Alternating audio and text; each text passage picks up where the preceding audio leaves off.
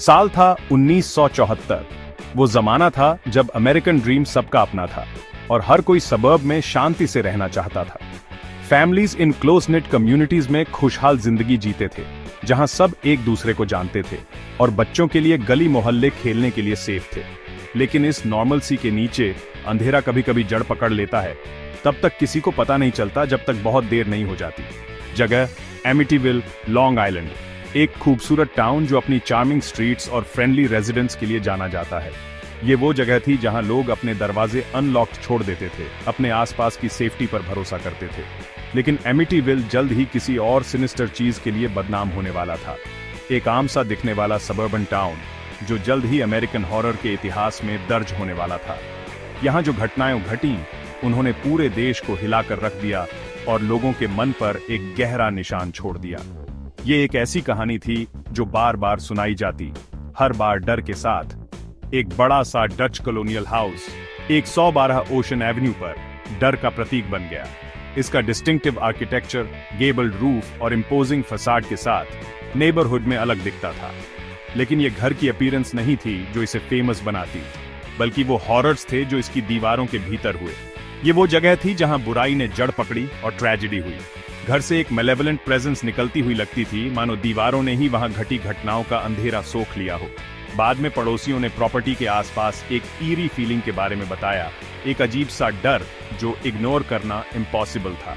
ये Amityville murders की कहानी है, एक ऐसी कहानी जो एक नॉर्मल फैमिली से शुरू होती है, जो एक सेफ और हैप्पी होम में अपनी जिंदगी जी रहे थे। लेकिन सतह के नीचे टेंशन्स बढ़ रहे थे और ये इमेजिनेबल हॉरर की एक रात का स्टेज सेट हो रहा था। एक परिवार की कहानी जिसकी नींद में बेरहमी से हत्या कर दी गई। डिफियो फैमिली, जिसमें पेरेंट्स रोनाल्ड और लुईस और उनके 5 बच्चे थे, सभी अपने बेड्स में मृत पाए गए। हर एक को हाई पावर्ड राइफल से गोली मारी गई थी। क्राइम की ब्रूटैलिटी ने एक्सपीरियंस्ड इन्वेस्टिगेटर्स को भी शॉक कर दिया।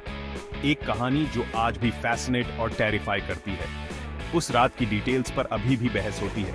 कई सवाल अनआंसर्ड हैं। बिना किसी को गनशॉट सुनाई दिए ऐसा हॉरिफिक एक्ट कैसे किया जा सकता है? किस चीज ने किलर को इतनी मैडनेस की तरफ धकेला?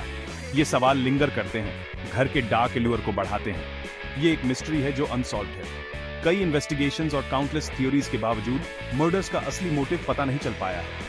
कुछ का मानना है कि ये पोजेशन का मामला था, कुछ फैमिली डायनामिक्स और हिडन सीक्रेट्स की ओर इशारा करते हैं। कारण जो भी हो, 112 ओशन एवेन्यू का घर अनआंसर्ड क्वेश्चंस और अनरिलेंटिंग फियर का प्रतीक बना हुआ है। घर खामोश खड़ा था, अंदर हुए हॉरर्स का एक साइलेंट विटनेस। 6 जाने चली गई। कभी लाइवली रहा घर ट्रेजेडी का मॉन्यूमेंट बन गया। इसकी डार्क विंडोज बाहर की दुनिया को ब्लैंकली घूर रही थी।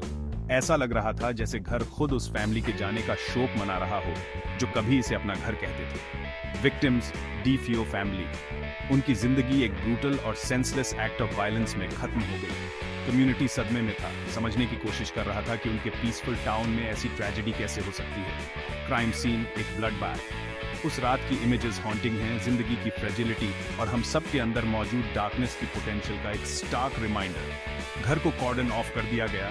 इन्वेस्टिगेशन और स्पेकुलेशन का एक प्लेस। मोटिव एक चिलिंग एनिग्मा। आज तक एमिटीविल मर्डर्स के पीछे का असली कारण डिबेट और इंट्रीग का विषय बना हुआ है। क्या ये सुपरनैचुरल इन्फ्लुएंस का मामला था या सिर्फ ह्यूमन मैलिस का नतीजा? जवाब शायद कभी पता न चले, लेकिन 112 ओशन एवेन्यू के घर की कहानी उन लोगों को कैप्टिवेट और टेरिफाई करती रहती है जो इसे सुनते हैं। 13 नवंबर 1974, एक ऐसी तारीख जो हमेशा के लिए ट्रू क्राइम हिस्ट्री में दर्ज हो जाएगी। जिस रात डिफियो फैमिली का ग्रूसम अंत हुआ। एमिटीविल के क्वाइट टाउन में अनइमेजिनेबल हॉरर ने शांति को चकनाचूर कर दिया। रोनाल्ड डिफियो जूनियर, सबसे बड़ा बेटा, एक लोकल बार में गया। उसका डिमीनर काम था, जो वो रिवील करने वाला था उसके लिए ऑलमोस्ट टू काम। मेरे परिवार को गोली मार दी गई है, उसने दावा किया। बार के पेट्रन स्टंट थे, उनके चेहरों पर शॉक और डिसबिलीफ का मिक्स रिफ्लेक्ट हो रहा था। उसके शब्द चिलिंग डिटैचमेंट के साथ टपक रहे थे। ऐसा लग रहा था जैसे वो किसी और की कहानी सुना रहा हो, न कि अपने ही फ्लैश एंड ब्लड की। पुलिस 112 ओशन एवेन्यू पर पहुंची। क्वाइट स्ट्रीट से गुजरते हुए उनके मूवमेंट्स में अर्जेंसी साफ दिख रही थी। जो सीन उन्हें दिखा वो हॉरिफिक था। ऑफिसर्स, जितने भी एक्सपीरियंस थे, उन्होंने ऐसा कुछ कभी नहीं देखा था। 6 बॉडीज उनके बेड्स पर पड़े थे। विक्टिम्स को सरप्राइज अटैक किया गया लग रहा था।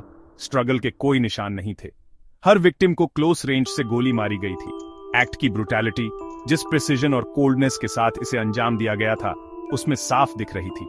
पेरेंट्स रोनाल्ड डीफियो सीनियर और लुईज अपने बेडरूम में पाए गए। उनकी जिंदगी उनके ड्रीम्स के साथ अचानक खत्म हो गई। उनके बच्चे डॉन, एलिसन, मार्क और जॉन मैथ्यू अपने अपने रूम्स में पाए गए। हर एक अधूरी जिंदगी का एक ट्रैजिक टेस्टमेंट। मर्डर्स ने एमिटीविल में शॉक वेव्स भेज दी। नेबर्स डिसबिलीफ में थे। क्लोज नेट कम्युनिटी ट्रेजेडी की मैग्नीट्यूड को समझने के लिए स्ट्रगल कर रहा था। उनके पीसफुल टाउन में ऐसा हॉरिफिक क्राइम कैसे हो सकता है? एक ऐसी जगह जहां सब एक दूसरे को जानते थे, जहां दरवाजे अनलॉक्ड छोड़ दिए जाते थे। सवाल हवा में भारी था, अनआंसर्ड। एमिटीविल का कभी सीरीन रहा टाउन फिर कभी पहले जैसा नहीं होगा। इन्वेस्टिगेशन शुरू हुई। पुलिस ने क्लूज के लिए घर की छानबीन की। मर्डर वेपन, एक 35 कैलिबर की मार्लिन राइफल सीन पर मिली। ये रोनाल्ड डिफियो जूनियर की राइफल थी। वो प्राइम सस्पेक्ट बन गया। डिफियो की कहानी कई बार बदली। उसने दावा किया कि वो घर से बाहर था। फिर उसने मॉब हिटमैन पर मर्डर्स का इल्जाम लगाया। उसके इनकंसिस्टेंट अकाउंट्स ने मिस्ट्री को और गहरा कर दिया। ट्रायल एक मीडिया सेंसेशन था। पब्लिक ग्रूसम डिटेल्स से कैप्टिवेटेड था। डिफियो को आखिरकार सेकंड डिग्री मर्डर के 6 काउंट्स में कन्विक्ट कर दिया गया। उसे 25 साल से लेकर लाइफ इंप्रिजनमेंट की सजा सुनाई गई। एक साल बाद घर में नए लोग आ गए। Lutz family. जॉर्ज और कैथी लुत्स अपने 3 बच्चों के साथ 112 ओशन एवेन्यू में रहने आ गए। वो एक फ्रेश स्टार्ट चाहते थे। उन्हें जो मिला वो इससे बहुत दूर था। लुत्स फैमिली ने स्ट्रेंज फिनोमेना एक्सपीरियंस करने का दावा किया। कोल्ड स्पॉट्स, फाउल ओडर्स और स्ट्रेंज नॉइजेस ने उन्हें परेशान किया। उन्होंने एपरेशंस देखने और एक ईविल प्रेजेंस महसूस करने की बात कही। सिर्फ 28 दिनों बाद लुत्सस अपने नए घर से भाग गए। वो अपना सामान छोड़कर चले गए। वापस आने से बहुत डरते थे। उनकी कहानी जे एनसन की किताब द एमिटीविल हॉरर में डॉक्यूमेंटेड एक सेंसेशन बन गई। सेक्शन 5, मोटिव का हॉन्टिंग क्वेश्चन। डिफियो मर्डर्स का मोटिव एक मिस्ट्री बना हुआ है। एक्सटेंसिव इन्वेस्टिगेशंस और न्यूमरस थियोरीज के बावजूद डिफियो हाउसहोल्ड में हुई ट्रैजिक इवेंट्स का असली कारण आज भी हमसे दूर है। कुछ थ्योरीज सजेस्ट करती हैं कि रोनाल्ड जूनियर इंसैनिटी से प्रेरित था। उसके एरेटिक बिहेवियर और सब्सटेंस अब्यूज के हिस्ट्री ने कई लोगों को यह मानने पर मजबूर कर दिया है कि हेनस एक्ट्स करते समय वो अपने सही दिमाग में नहीं था। दूसरे पॉसिबल ऑकल्ट इन्वॉल्वमेंट की ओर इशारा करते हैं। घर के आसपास का ईरी एटमॉस्फेयर और पड़ोसियों द्वारा बताई गई स्ट्रेंज ऑकरेंसेस ने इस स्पेकुलेशन को हवा दी है कि डार्क फोर्सेस का हाथ हो सकता है। क्लियर मोटिव की कमी स्पेकुलेशन को और बढ़ा देती है। डेफिनेटिव आंसर्स के बिना लोग वंडर करते हैं और थियोराइज करते हैं कि रोनाल्ड जूनियर को इतनी एक्सट्रीम्स तक क्या ले जा सकता था। कुछ का मानना है कि रोनाल्ड जूनियर डिमोनिक फोर्सेस से प्रभावित था। घर के डार्क हिस्ट्री और वहां हुई स्ट्रेंज इवेंट्स ने कुछ लोगों को यह मानने पर मजबूर कर दिया है कि सुपरनैचुरल एलिमेंट्स शामिल थे। वो घर के डार्क हिस्ट्री की ओर इशारा करते हैं। प्रीवियस ओनर्स ने स्ट्रेंज ऑकरेंसेस की रिपोर्ट की थी और कहा जाता था कि घर एक ट्रबल्ड पास्ट वाली जमीन पर बनाया गया था। कहा जाता है कि प्रॉपर्टी पर नेटिव अमेरिकन बेरियल ग्राउंड्स थे। क्या घर कर्सेड था? यह विचार कि घर सेक्रेड लैंड पर बनाया गया था कुछ लोगों को यह मानने पर मजबूर करता है कि डिस्टर्ब्ड बेरियल ग्राउंड्स की स्पिरिट्स ने ट्रेजेडी में रोल निभाया होगा। एक और थियोरी सजेस्ट करती है कि फैमिली कॉन्फ्लिक्ट गलत हो गया।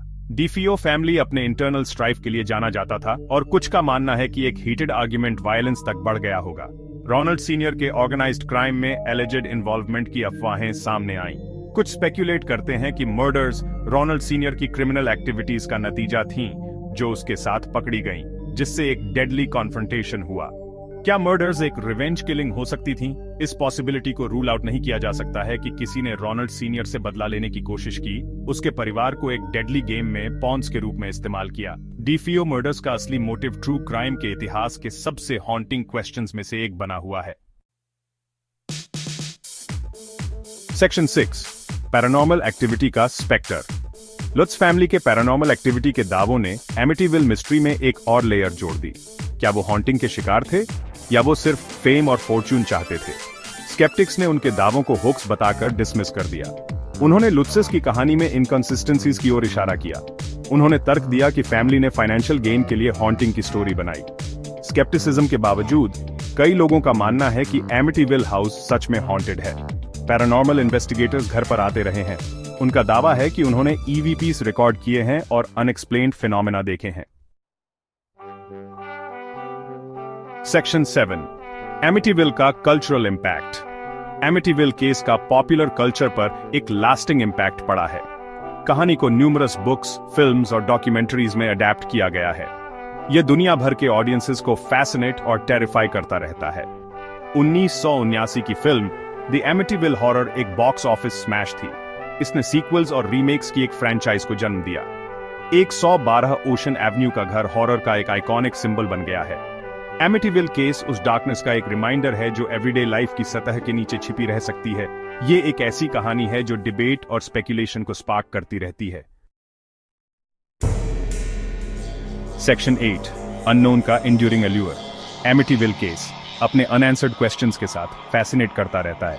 ह्यूमन माइंड एक्सप्लेनेशंस चाहता है।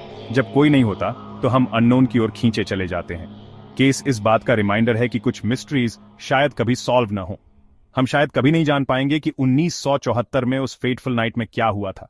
सच्चाई 112 ओशन एवेन्यू के गोस्ट्स की तरह हमेशा इलूसिव रह सकती है।